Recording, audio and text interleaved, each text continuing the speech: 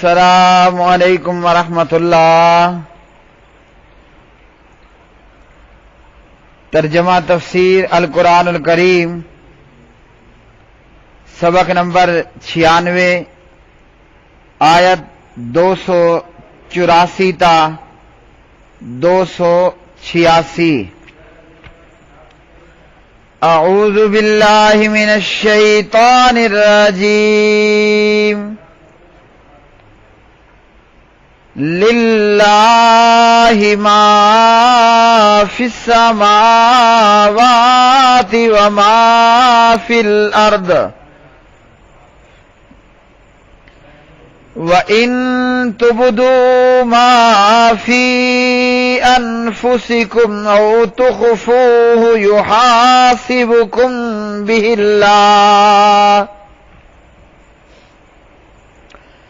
فَيَغْفِرُ لِمَن يَشَاءُ وَيُعَذِّبُ مَن يَشَاءُ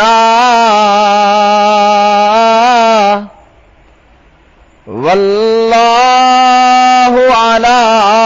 كُلِّ شَيْءٍ قَدِيرٌ۔ آمن الرسول بما أنزل إليه من ربه والمؤمنون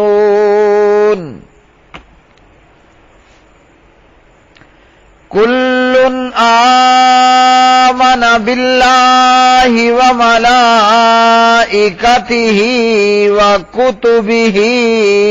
ورسله لا نفرق بين أحد من رسله وقالوا سمعنا وأطعنا غفرانك ربنا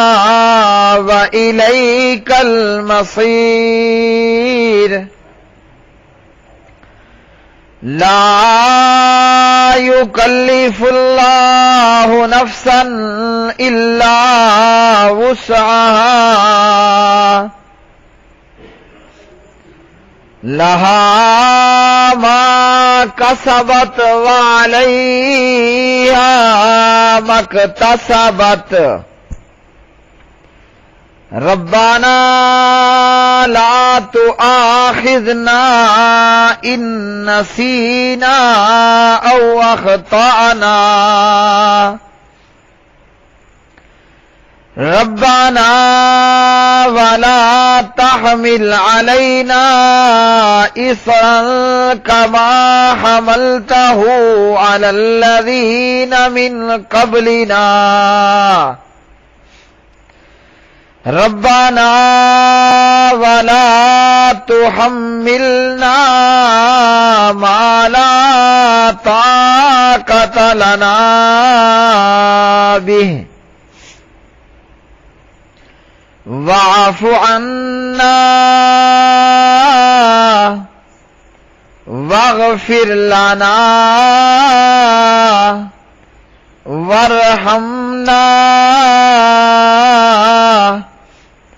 انت مولانا فانصرنا على القوم الكافرین۔ اللہ تعالیٰ ہی کا ہے جو کچھ آسمانوں میں اور جو زمین میں ہے، اور اگر تم اسے ظاہر کرو جو تمہارے دلوں میں ہے یا اسے چھپاؤ، اللہ تعالیٰ تم سے اس کا حساب لے گا، پھر جسے چاہے گا بخش دے گا اور جسے چاہے گا عذاب دے گا،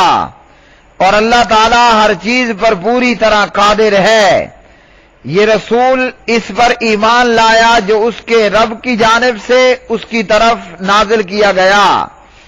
اور سب مومن بھی ہر ایک اللہ تعالیٰ اور اس کے فرشتوں اور اس کی کتابوں اور اس کے رسولوں پر ایمان لایا۔ ہم اس کے رسولوں میں سے کسی ایک کے درمیان فرق نہیں کرتے، اور انہوں نے کہا ہم نے سنا اور ہم نے اطاعت کی، تیری بخشش مانگتے ہیں اے ہمارے رب، اور تیری ہی طرف لوٹ کر جانا ہے۔ اللہ تعالیٰ کسی جان کو تکلیف نہیں دیتا مگر اس کی گنجائش کے مطابق، اسی کے لیے ہے جو اس نے کمائی یعنی نیکی، اور اسی پر ہے جو اس نے کمایا یعنی گناہ۔ اے ہمارے رب، ہم سے مواخذہ نہ کر اگر ہم بھول جائیں یا خطا کر جائیں۔ اے ہمارے رب، اور ہم پر کوئی بھاری بوجھ نہ ڈال جیسے آپ نے اسے ان لوگوں پر ڈالا جو ہم سے پہلے تھے۔ اے ہمارے رب، اور ہم سے وہ چیز اٹھوا، اے ہمارے رب، ہم سے وہ چیز مت اٹھوا جس کی ہم میں طاقت نہ ہو، اور ہم سے درگزر کر اور ہمیں بخش دے اور ہم پر رحم کر، تو ہی ہمارا مالک ہے، سو کافر لوگوں کے مقابلے میں ہماری مدد کر۔ للہ، اللہ تعالیٰ ہی کے لیے ہے، ما جو کچھ فی السماوات آسمانوں میں، وما اور جو کچھ فی الارض زمین میں ہے، وَإِن اور اگر تم ظاہر کرو ما اس کو جو فی انفسکم تمہارے دلوں میں ہے، او یا تخفوہ تم چھپاؤ اس کو، یحاسبکم حساب لے گا تم سے، بہی اس کا اللہ تعالی، فیغفر پھر وہ بخش دے گا، لمن جس کو یشاء چاہے گا، ویعذب اور عذاب دے گا، من جس کو یشاء چاہے گا، واللہ اور اللہ تعالی علی کل شیء ہر چیز پر قدیر خوب قادر ہے۔ آمنا ایمان لائے، رسول بما اس کے ساتھ جو انزلہ نازل کی گئی، الیہ اس کی طرف، من ربہ ان کے رب کی طرف سے، والمومنون اور تمام مومن بھی، کلن سب، آمنا ایمان لائے، باللہ اللہ تعالیٰ کے ساتھ، وملائکتہ اور اس کے فرشتوں، وکتبہ اور اس کی کتابوں، ورسلہ اور اس کے رسولوں کے ساتھ، لا نفرق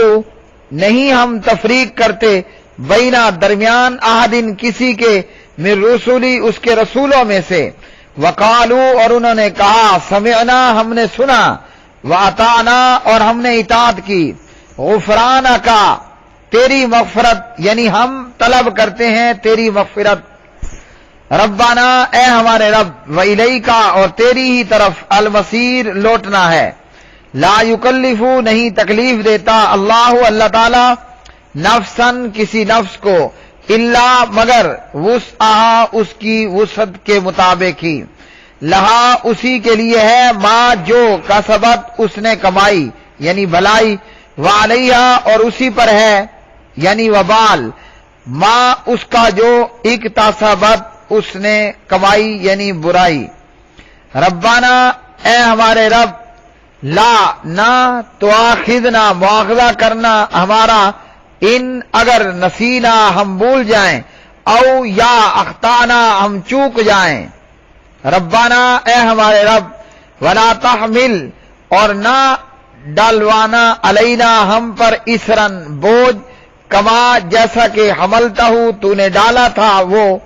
علی الذین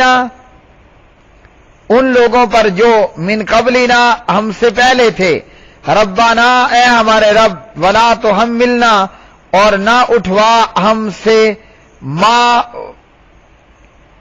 کہ لا طاقت نہیں طاقت، لنا ہمیں، بھی اس کی، واعفو اور درگزر فرما، انا ہم سے، واغفر لنا اور بخش دے ہمیں، ورحمنا اور رحم فرما ہم پر، انتا آپ ہی، مولانا ہمارے کارساز ہیں، فانصرنا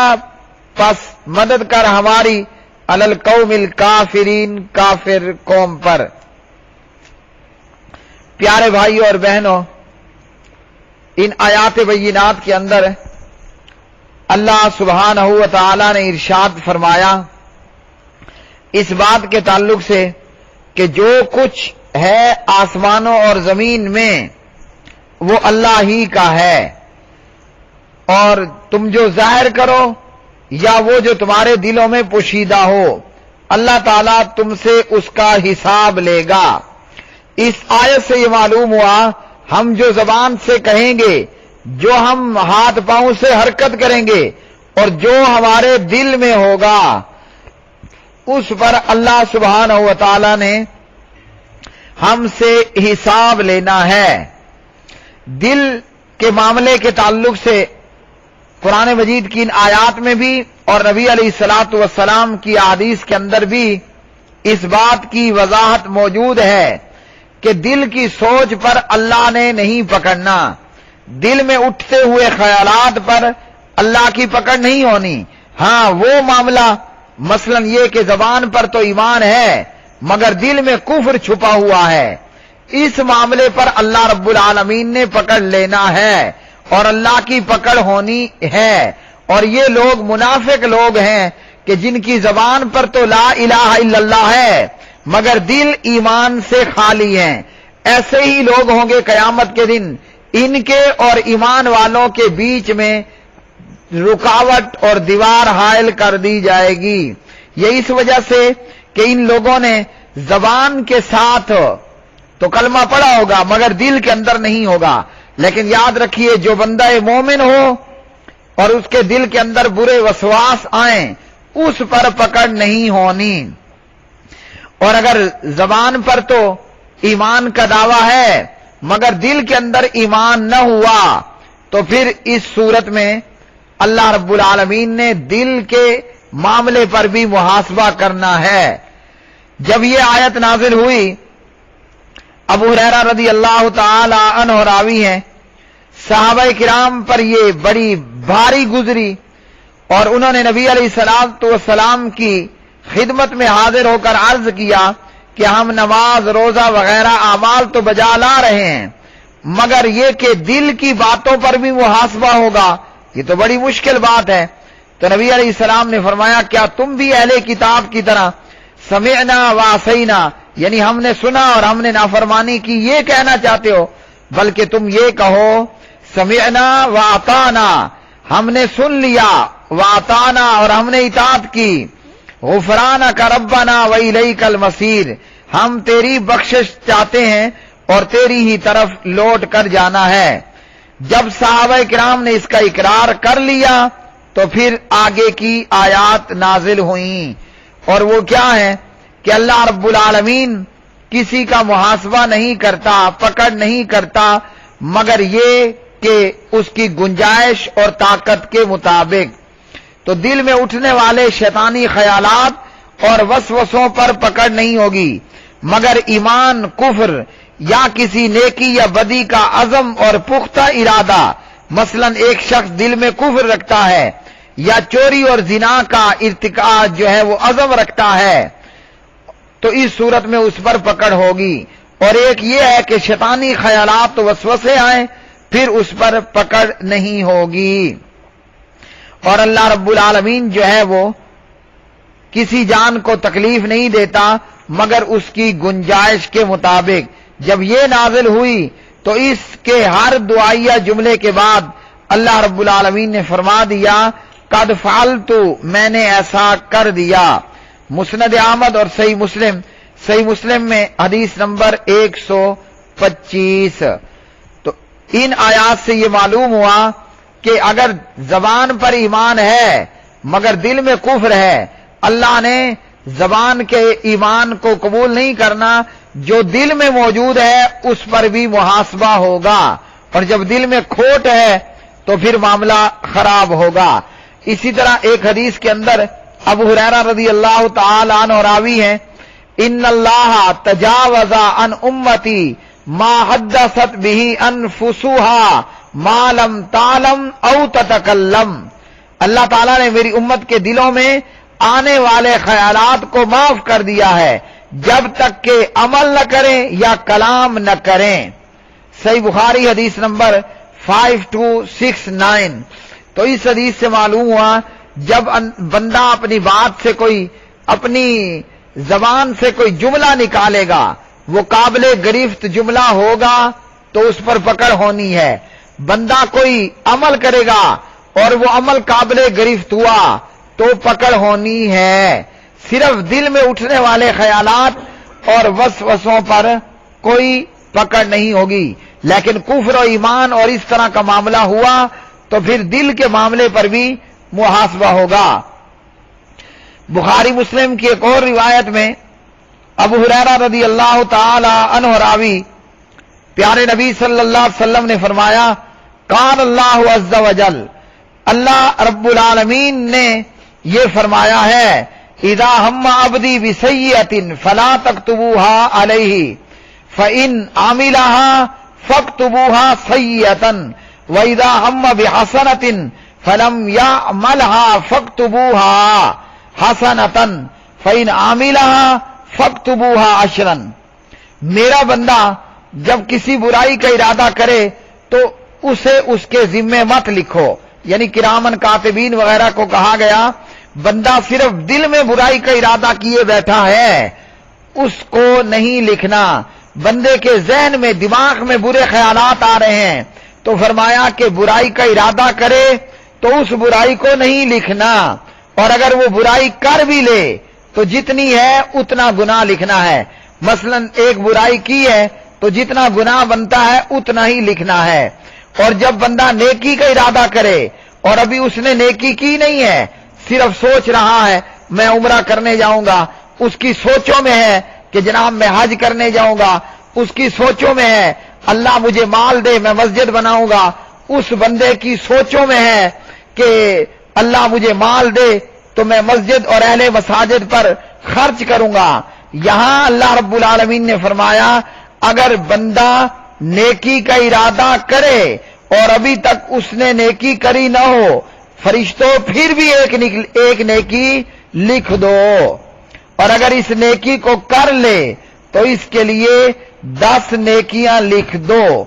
صحیح بخاری حدیث نمبر 7501،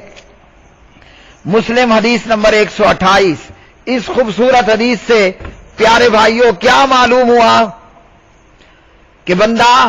دماغ میں شیطانی وسوسے اور خیالات آتے ہیں، اس پر اللہ رب العالمین نے کوئی نہیں پکڑنا، فرشتوں نے نہیں لکھنا۔ اور بندے کے دماغ میں خیالات آتے ہیں نیکیاں کرنے، مال خرچ کرنے اور حج عمرہ کرنے کے خیالات دماغ میں اٹھتے ہیں، تو یہاں خیالات کے آنے پر فرشتہ ایک نیکی لکھ دیتا ہے۔ کتنے ہیں وہ بد نصیب لوگ جن کو اللہ نے لاکھوں کروڑوں دیے مگر خرچ کرنا نصیب میں نہیں ہے۔ اور اسی طرح اللہ کی رحمت کس قدر وسیع ہے، ادھر آپ نے سوچا نیکی کرنے کا، لکھنے والے نے وہ نیکی لکھ دی، اور اگر وہ نیکی کر لی من جاء بالحسنۃ فلہ عشر امثالها، آپ کو ایک نماز پر 10 نمازوں کا ثواب،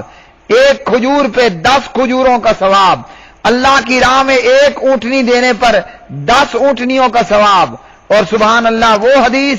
کہ ایک اونٹنی قیامت کے دن میں 700 اونٹنیاں لے کر آئے گی،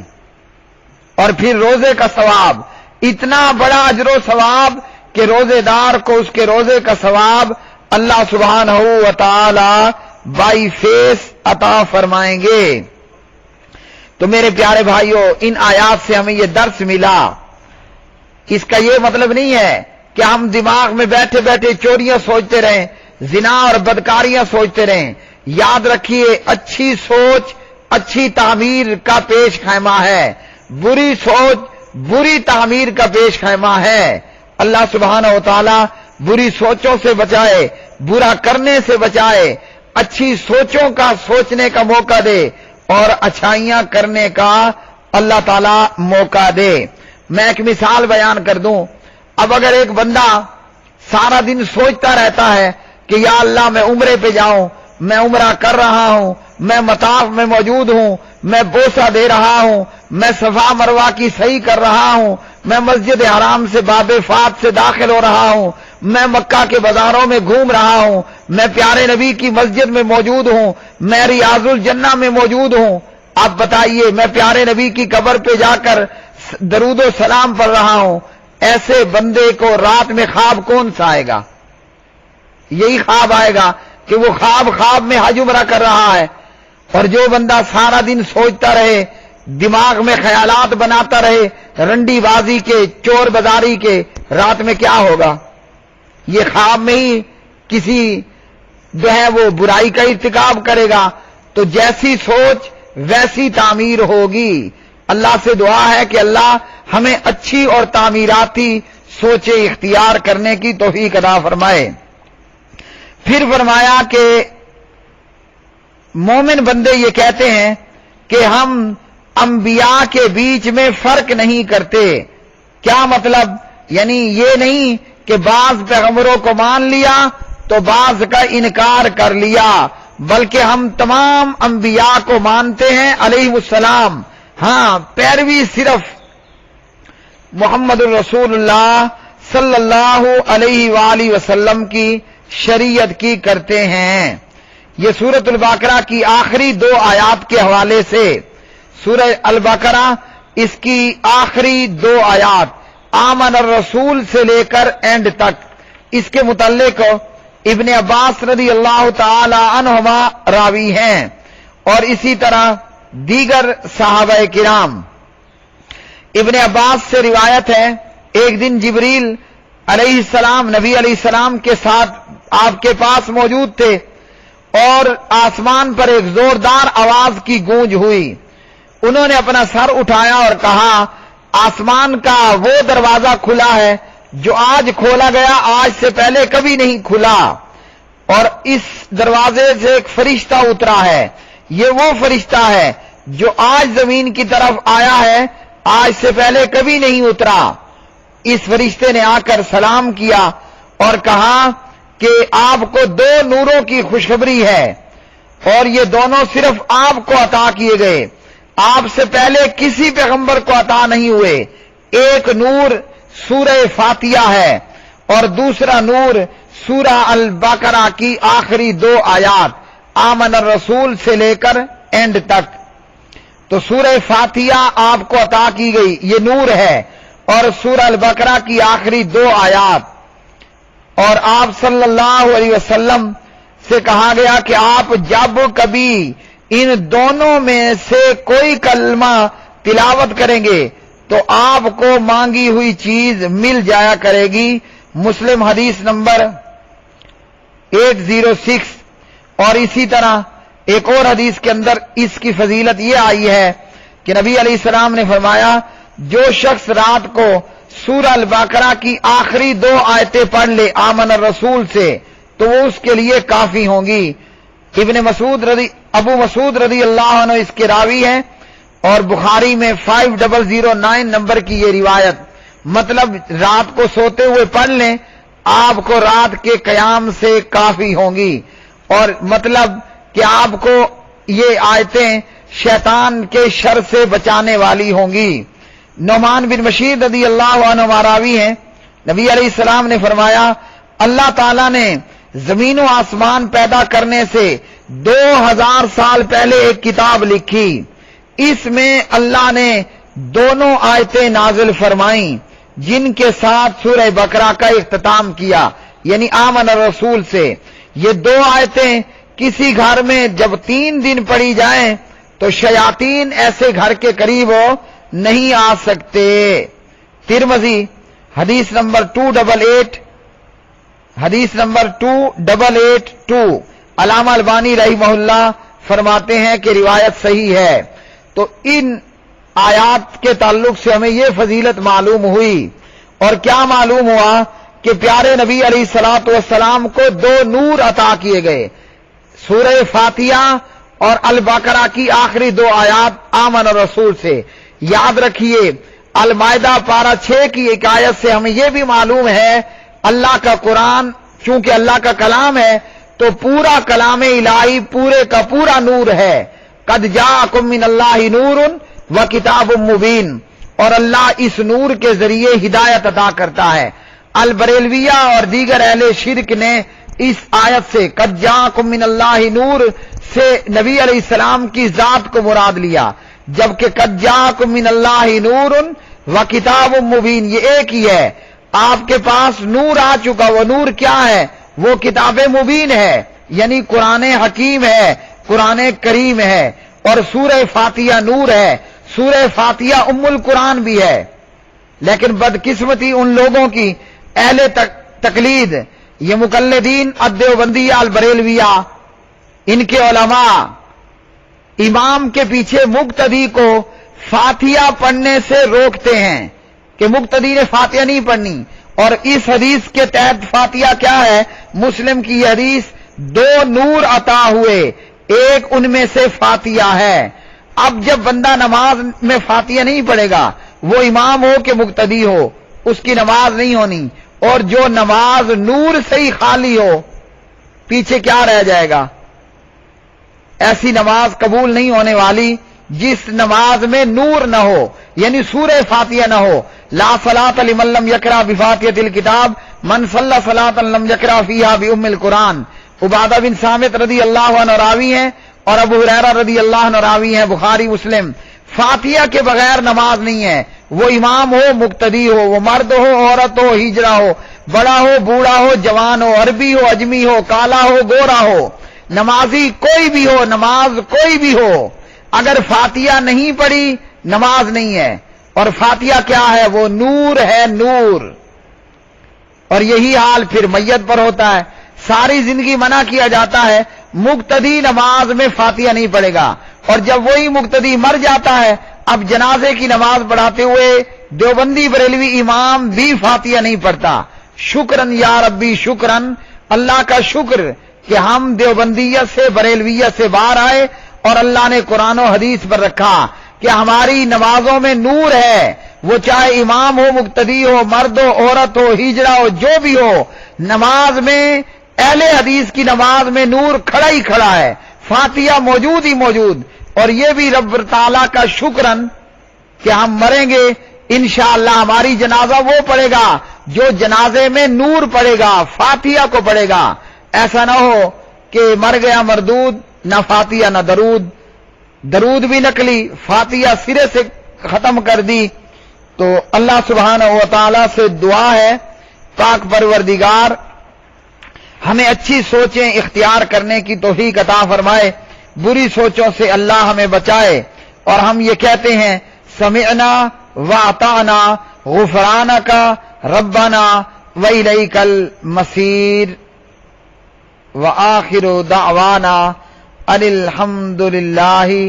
رب العالمین۔